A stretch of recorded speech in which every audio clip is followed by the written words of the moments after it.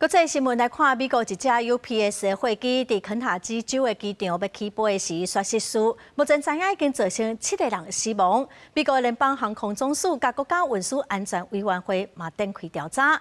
另外，伫华盛顿的国家机场嘛传出加炸弹的威胁，即马嘛先暂停运作。画面内底这架飞行机当要起飞，毋过煞倒火。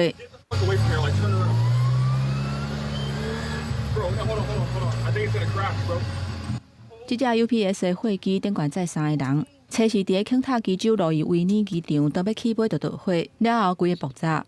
当局赶紧出动救人，不过不幸的是已经有重大伤亡的通报出来。No specifically hazardous cargo on board of the plane that would create an environmental issue for those around the site, but the impact. Now we believe we have at least 3 fatalities. Oh, I believe that number is going to get larger.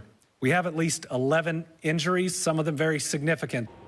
根据美国 CNN 的报道，这个飞行机的事故就有可能发生伫咧起飞 V1 的阶段，也就是始动时飞行机的速度已经到无法度临时打动，一定都要升空的阶段。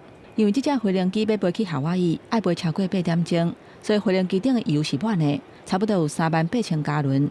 UPS 伫咧在地有报告处理中心，伫咧全球内底算真大间的。 每天差不多有300架次的飞行机咧出入，每1点钟处理的报告超过40万件。另外，联邦航空总署 FAA 测试暂停瑞金华盛顿国家机场航班的起落，原因是因为一架联合航空的飞行机受到炸弹的威胁，无偌久了后有恢复航班的运作。不过，已经有超过190个飞行机组受到影响。根据航班追踪网站 Flightradar24 的资料，这个事件也无经过证实。 到7月为止，美国政府停跑已经35天。运输部长回答警告，欠卡手的情形是愈来愈严重，可能会致使部分美国的空隙都要封起来。